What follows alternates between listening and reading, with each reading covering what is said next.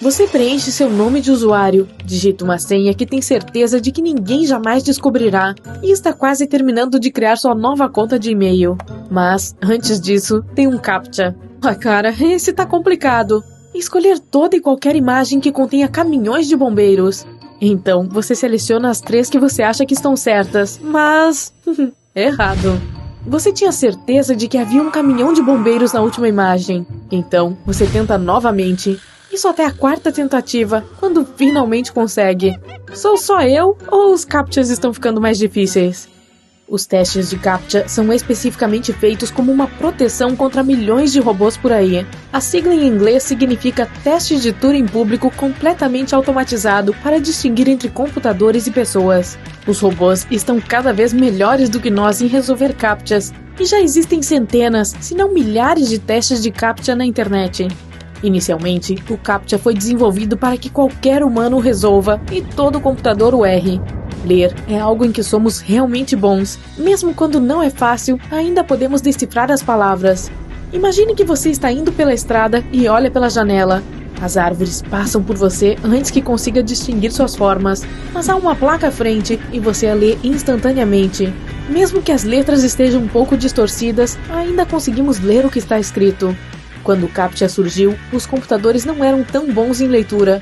Portanto, as primeiras formas do CAPTCHA eram simplesmente textos distorcidos. Você teria algumas letras na sua frente e seria fácil juntá-las. Alguns dizem que havia pouco espaço para erros, pois algumas letras, embora que diferentes, ainda são muito parecidas. O teste mudou com o tempo, e agora, reCAPTCHA é a forma mais dominante de CAPTCHA. Ele digitaliza o texto de jornais e livros antigos e coloca 2 palavras na sua frente.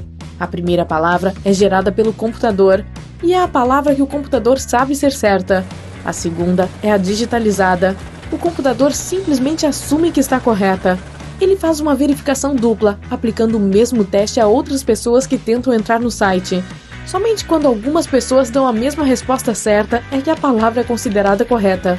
Ainda podemos demorar um pouco para acertar o teste, e os computadores ficaram tão bons nisso que podem fazer isso em um piscar de olhos. Enquanto as pessoas faziam seus próprios testes de CAPTCHA, os computadores aprendiam constantemente o que essas palavras distorcidas significavam, e eles ficaram melhores em resolver CAPTCHAs do que nós. Pessoas cansadas de CAPTCHAs ficavam tão frustradas que usavam qualquer tecnologia que as deixasse contornar ou preenchê-los para elas. Então, os CAPTCHAs evoluíram novamente para a versão de imagens.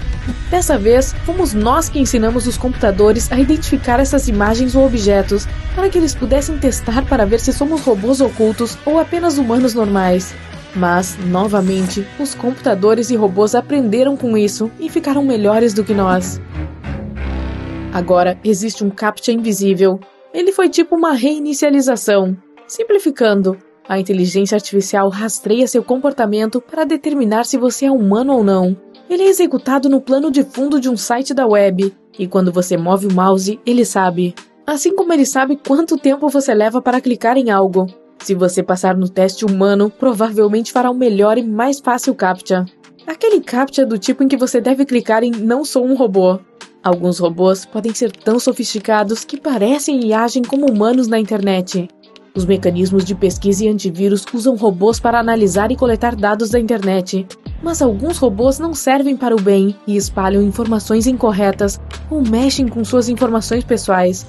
Quando você pensa que uma conta nas redes sociais é um robô, pode verificar o perfil do usuário.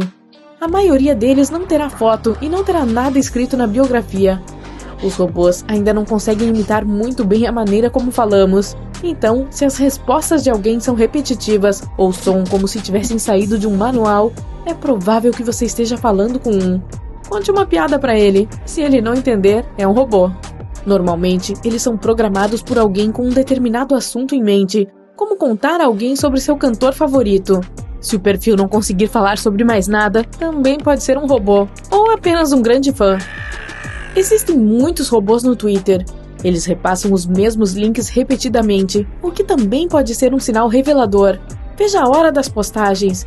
Se eles tweetarem sem parar e parecer que nunca dormem, podem ser uma conta de robô.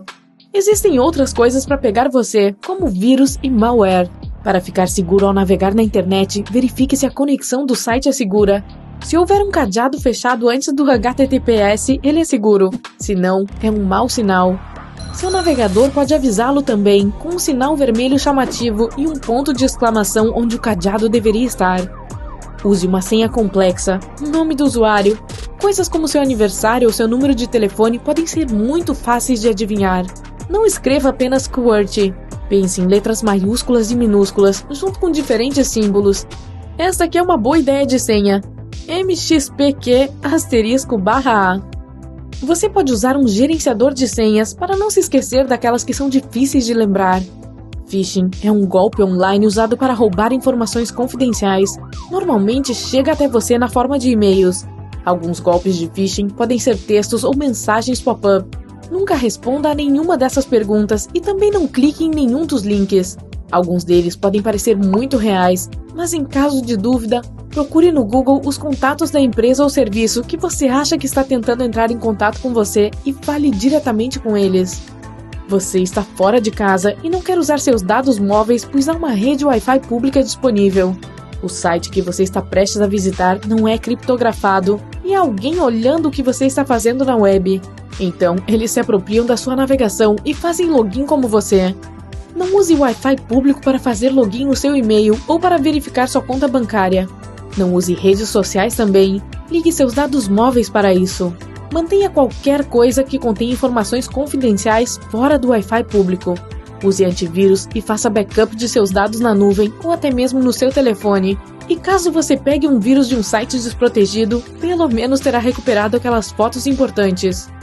Os vírus também são um perigo para os nossos computadores. Veja como você pode saber se o seu está infectado. Seu cursor começará a se mover aleatoriamente por conta própria. Ele clicará em programas ou em quaisquer links que você não deseja. Esse é um sinal claro de que seu computador está sendo controlado remotamente. Tente se livrar do vírus com a ajuda de um antivírus ou mesmo um anti-malware, mas se não conseguir, provavelmente terá que fazer uma reinicialização completa de tudo que está em seu computador para ficar protegido. Páginas do tipo pop-up podem surgir quando você está navegando na internet, mas quando elas abrem mesmo com o navegador fechado, é outro sinal de alerta. Feche-as instantaneamente e nunca clique em link algum. Do nada, novos programas começam a aparecer. No entanto, você nunca os instalou. Verifique o que eles estão fazendo com a ajuda do explorador de processos da Microsoft. Você tem muitos e-mails de spam, mas agora é você quem os está enviando sem perceber. Isso pode ser um sinal de que suas informações confidenciais foram comprometidas. Troque suas senhas assim que puder. Pior ainda, você pode ter suas contas totalmente bloqueadas. Pense em uma maneira de recuperá-las caso isso aconteça. Verifique seus extratos bancários com frequência. Se notar qualquer transação suspeita ou fraudulenta que você não tenha autorizado, fale com seu banco para ver o que está acontecendo. Um cibercriminoso pode estar por trás disso.